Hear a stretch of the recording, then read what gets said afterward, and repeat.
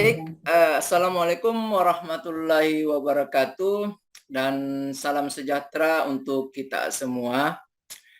Alhamdulillah, pada kesempatan kali ini di hari yang cerah kita ketemu dalam podcast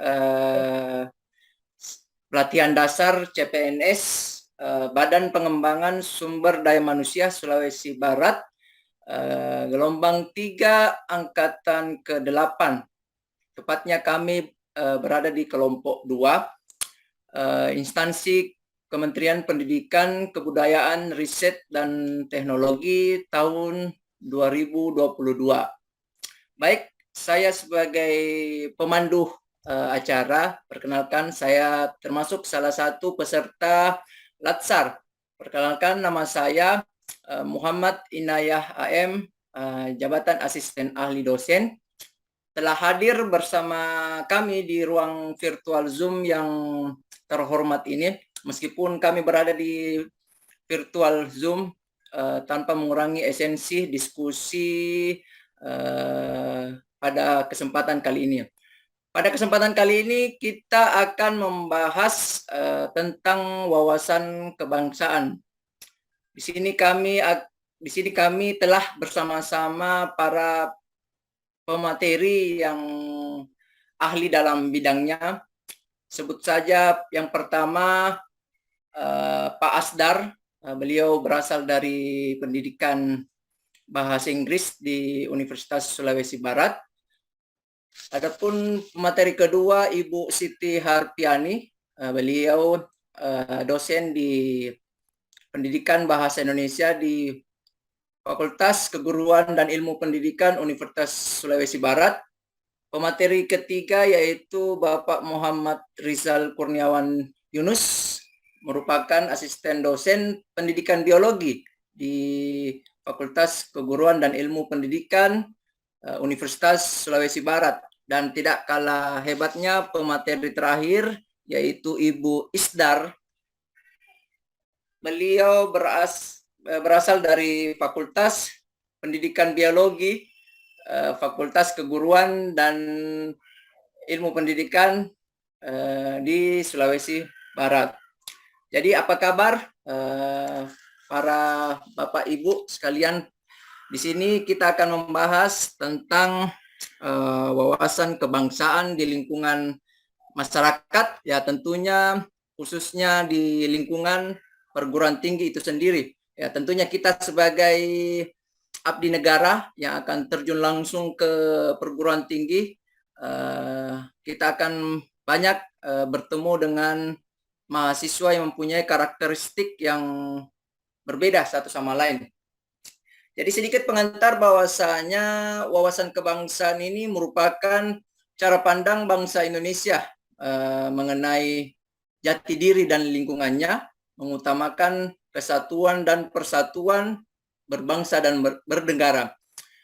Tentunya konsep wawasan kebangsaan ini yang bisa membedakan kita dengan bangsa-bangsa lain di dunia ini.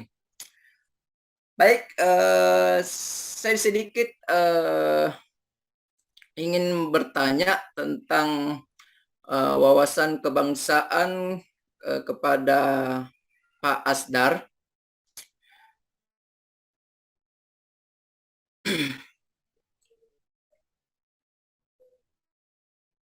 Pak Asdar, nanti kan Bapak akan menjadi seorang ASN. Tentunya ingin menjadi ASN yang berakhlak. Namun dalam realita di lapangan terkadang nilai-nilai wawasan kebangsaan akan tergerus oleh golongan tertentu. Bagaimana sikap Bapak terhadap hal tersebut? Ya, terima kasih sebelumnya. Jadi kita ngobrol santai aja ya. Ini tentang wawasan kebangsaan itu sendiri. Pada dasarnya ketika terjun ke lapangan sebagai seorang CASN dan nantinya insya Allah kita semua bakal jadi ASN tentunya ya. Mau tidak mau, suka ataupun tidak, kita akan menemukan golongan-golongan tertentu yang mungkin mereka tidak memperdulikan lagi nilai-nilai wawasan kebangsaan itu sendiri. Di mana kita ketahui bersama bahwa tujuan utama dari wawasan kebangsaan adalah untuk menyatukan segala perbedaan. Nah, adapun sebenarnya menurut hemat saya pribadi, ketika kita menemukan fenomena seperti ini, kita paling tidak itu harus punya self defense, ya. Apa artinya self defense? Di sini itu berarti kita sebagai calon ASN ataupun sebagai ASN nantinya, kita bisa memfilter hal-hal yang berkaitan dengan golongan-golongan tersebut. Itu yang pertama. Yang kedua, update informasi. Jangan sampai kita yang beranggapan bahwa asumsi kita tentang wawasan kebangsaan itu seperti ini. Tapi ternyata realitasnya itu terupdate terus sesuai dengan perkembangan zaman. Seperti itu, teman-teman. Jadi intinya sih sebenarnya ketika misalkan kita menemukan fenomena di mana ada golongan yang mungkin untuk mereka melupakan nilai-nilai wawasan kebangsaan, ya mau tidak mau ya kita nggak boleh ataukah kita harus menjaga circle kita agar tetap pada rule yang sudah ada seperti itu. Itu mungkin Pak Yayat ya, kalau dari saya pribadi. Jadi kita harus ini ya Pak, sebagai circle di lingkungan masyarakat, khususnya mahasiswa itu sendiri yang berada di lingkungan perguruan tinggi itu sendiri. Baik, tadi kita sudah mendengarkan pemaparan lanjut dari tadi diskusi dari Pak Asdar. Saya lempar ke Ibu Isdaryanti. Di sini kan nanti ke depan Ibu Isdaryanti kan akan menjadi seorang dosen, tentunya ya, seorang dosen ASN. Jadi bagaimana menurut kacamata Ibu Isdaryanti memaknai wawasan kebangsaan pada pelaksanaan Tridharma, karena tentunya nanti kan di perguruan tinggi kita kan akan menerapkan Tridharma perguruan tinggi. Jadi bagaimana menurut pendapat Ibu tentang penerapan wawasan kebangsaan di perguruan tinggi itu sendiri? Baik, terima kasih atas pertanyaan yang diberikan. Untuk Tridharma perguruan tinggi itu kita ketahui terdiri atas pendidikan atau pengajaran, penelitian, dan pengabdian kepada masyarakat.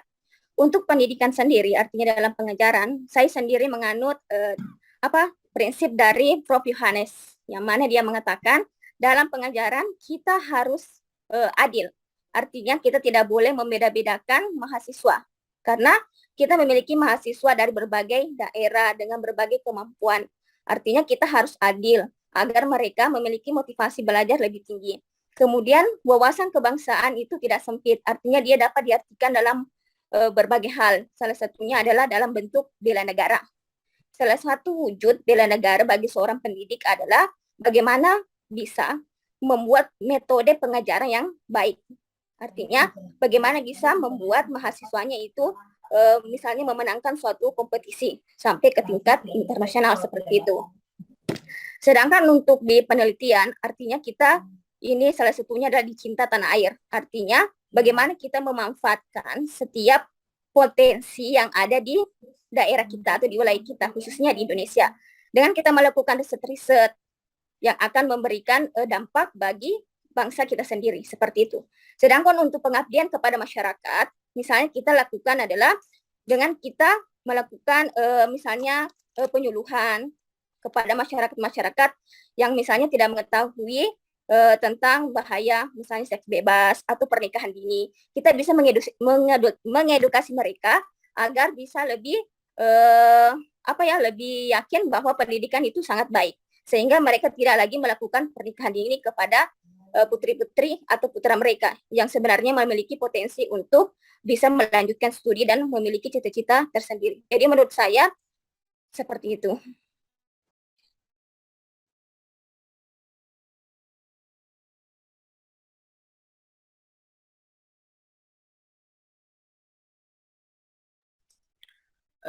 yang saya tadi pahami, kata kuncinya itu bahwasanya kita sebagai dosen harus adil kepada mahasiswa agar tercipta rasa persatuan dan kesatuan. Tapi tentunya setiap karakteristik mahasiswa di lapangan itu kan tentunya berbeda.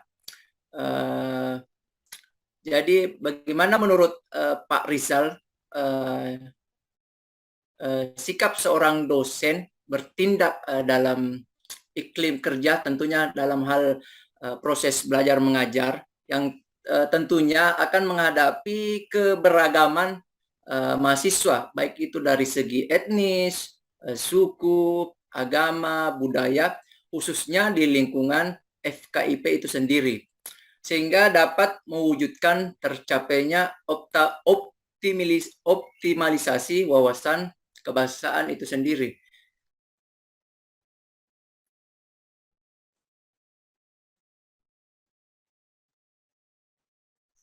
Oke, baik, Bapak Inayah. Bagaimana sebenarnya kita sebagai dosen dalam menghadapi kebinekaan, kalau saya mengatakannya, keberagaman kita di dalam lingkungan mahasiswa?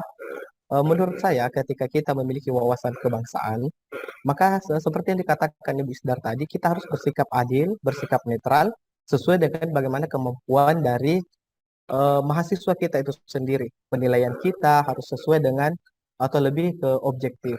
Kemudian bagaimana menghadapi mereka yang kulturnya berbeda, sukunya berbeda. Saya rasa core value yang diajarkan oleh kita pada ASN tahun ini itu berakhlak, salah satunya adalah adaptif. Di mana kita di sini dituntut untuk dapat menyesuaikan diri menghadapi setiap perbedaan yang ada. Kemudian juga sebagai seorang pengajar, kita harus dapat memahami karakter setiap peserta didik kita. Itu merupakan salah satu kemampuan kita dalam kemampuan pedagogi. Berbicara mengenai wawasan kebangsaan, sebenarnya intinya adalah bagaimana bisa kita menciptakan rasa cinta tanah air kepada mahasiswa kita. Bagaimana menciptakan rasa cinta tanah air itu tentu saja bagaimana mereka mengetahui tentang bangsa mereka sendiri. Sehingga ketika kita menjelaskan atau memasukkan materi kita harus menyelipkan bagaimana mereka merasa bangga terhadap bangsa ini. Misal, di saya sebagai seorang dosen biologi, kita bisa memperlihatkan bahwa begitu banyak keanekaragaman hayati yang terdapat di dalam negara kita. Dan ini adalah satu kesyukuran kita, bagaimana kita dapat mengelola, memanfaatkan keanekaragaman hayati ini sendiri menjadi suatu kebanggaan kita untuk memperlihatkan kepada dunia secara global bahwa Indonesia itu memiliki kekayaan alam yang sangat luar biasa.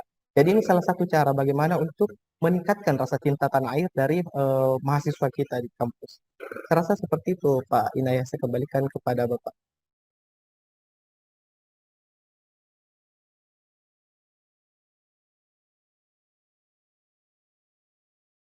Terima kasih atas pendapat dari Pak Rizal. Tapi tentunya kan kita sebagai dosen di perguruan tinggi yang menghadapi banyak orang, ya, terkhususnya itu mahasiswa yang mempunyai karakteristik yang berbeda dan tentunya banyak pemahaman-pemahaman yang mereka bawa di dalam kelas.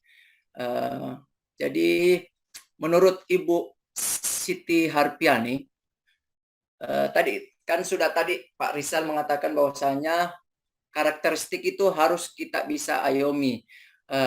Bagaimana menurut Ibu Harpiani cara untuk menanamkan nilai-nilai wawasan kebangsaan di dalam kelas pada saat Ibu melaksanakan Tridharma perguruan tinggi, dan tindakan apa yang harus dilakukan oleh Ibu? Seperti kita ketahui bahwasanya kan kita kan menganut ideologi Pancasila. Bagaimana cara Ibu menanamkan nilai-nilai Pancasila agar mahasiswa yang kita ajar tidak terjerumus pada pemahaman-pemahaman yang dapat merusak kesatuan dan kesatuan di kalangan mahasiswa itu sendiri. Baik, terima kasih atas pertanyaannya, Pak. Nah, seperti yang kita ketahui bahwasanya dewasa ini di mana zaman semakin maju, teknologi semakin berkembang, dan tentunya budaya asing juga budaya asing juga masuk merambat ke negara kita, sehingga membuat generasi muda atau mahasiswa mulai kehilangan atau sehingga para mahasiswa mulai kehilangan nilai-nilai wawasan kebangsaan. Nah, adapun salah satu cara untuk menanamkan nilai-nilai wawasan kebangsaan kepada para mahasiswa yaitu mengajak mereka untuk berbaur bersama, dari kalangan manapun, dari golongan manapun, tidak membeda-bedakan ras, suku, dan agama, dan tidak mendiskriminasi kaum minoritas dan mengutamakan kaum yang mayoritas. Jadi dalam setiap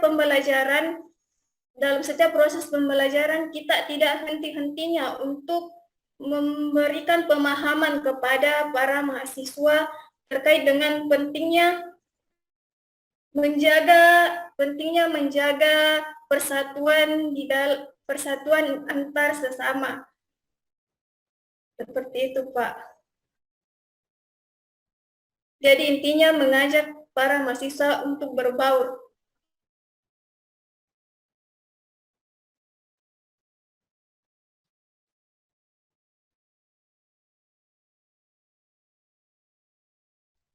Jadi itulah tadi diskusi kami tentang pentingnya wawasan kebangsaan.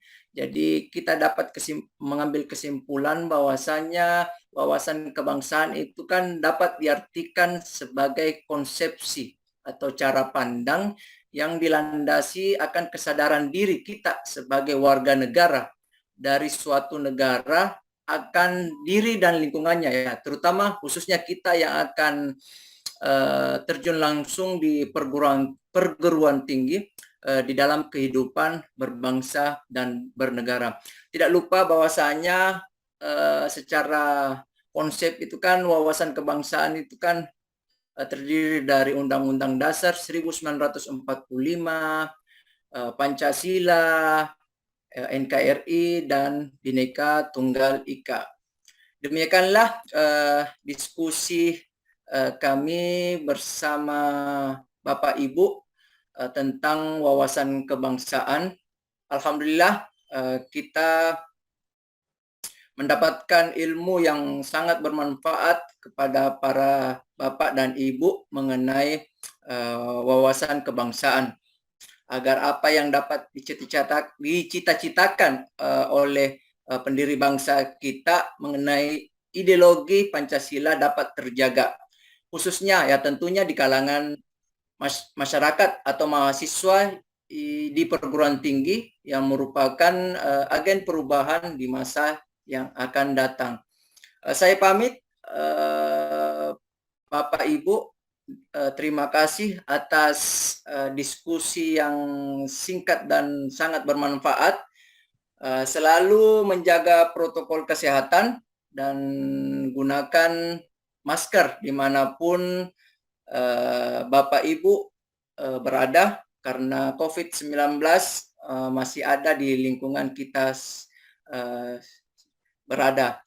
Demikian saya tutup. Wabillahi taufiq wal hidayah. Wassalamualaikum warahmatullahi wabarakatuh, dan sampai bertemu di kesempatan lainnya. Waalaikumsalam warahmatullahi wabarakatuh. Waalaikumsalam warahmatullahi wabarakatuh.